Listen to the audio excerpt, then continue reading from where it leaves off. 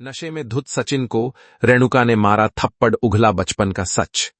जी हां दोस्तों, सीरियल उड़ाने के समय चल रहा है हाई वोल्टेज ड्रामा, जहां पर सचिन के सामने आएगा बचपन का सच, जो पूरी कहानी को बदल कर रख देगा। अपकमिंग ट्रैक में देखने को मिलने वाला है कि सायली और सचिन के बीच में जूही और अरुण की शादी को लेकर काफी कुछ तमाशा हो रहा होता है और सचिन अब दूसरा लड़का देख रहा होता है, जूही के लिए जो परफेक्ट हो, लेकिन उसे ऐसा कोई मिल नहीं रहा था। दूसरी तरफ सायली से अरुण की मां ने रिक्वेस्ट की है कि उसका बेटा बहुत ही अच्छा है और अगर जैसे उसकी शादी नहीं हुई तो क्या पता कुछ गलत कदम उठा ले, कहीं वह दोनों भाग का शादी कर ली, जिसके पास सायली बुरी तरह से डर जाती हो। सचिन को समझने की कोशिश करती है, लेकिन सचिन को समझने को तैयार नहीं है।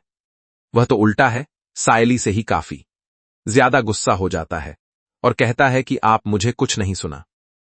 सायली, तुम मुझे समझने को तैयार नहीं हो, और इसी चक्कर में गुस्से में सचिन नशे में धुत होकर पहुंचता है घर, जहां पर वह रेणुका से बढ़ जाता है और देखने को मिलने वाला कि रोज रोज रेणुका पर गुस्सा हो रहा था सचिन, और कहता है कि तूने मुझे बचपन से ही प्यार नहीं किया है। वहीं पर उसने तेजस को भी इतना पूरी तरह से नशे में पीट डाला है और हमदर्दी की खातिर तेजस और ज्यादा नौटंकी करेगा ताकि वह रोशनी को ना दे, और इसीलिए वह नाटक करेगा कि उसकी पूरी तरह से पिटाई किया। सचिन और वह मम्मी जैसे पूरी पट्टियां बांध कर पहुंचता है। वहीं पर रेणुका पूरी तरह से गुस्सा हो जाती है सचिन से तेजस की हालत देखकर और उसे जोरदार थप्पड़ मार देती और उसे पीटना शुरू कर देती और कहती थी, किसी लायक नहीं है, तूने बचपन में भी तेजस की जिंदगी भर बात करने की कोशिश की थी। पहले तो बचपन में एक बच्चे की तूने जान ले ली, और अब तू क्या सचिन तेजस की भी जान लेना चाहता है। जिसके बाद सचिन शॉक्ड हो जाता है, जिसके बाद वह कहता है कि वह कितनी सजा देगी। हां, तू मुझे मारा, लेकिन तूने जो हक छीना आई कहने का, जो इन सबको मिला, वह मुझे कभी नहीं मिला। उसकी एक ही सजा तो मुझे दे रही है।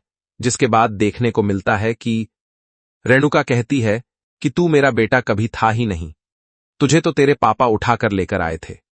अनाथ आश्रम के सामने से और सड़क छाप जैसी तेरी हरकतें, तो मेरा बेटा है ही नहीं, तो यह तो तुझे हक कभी मिलना ही नहीं चाहिए था।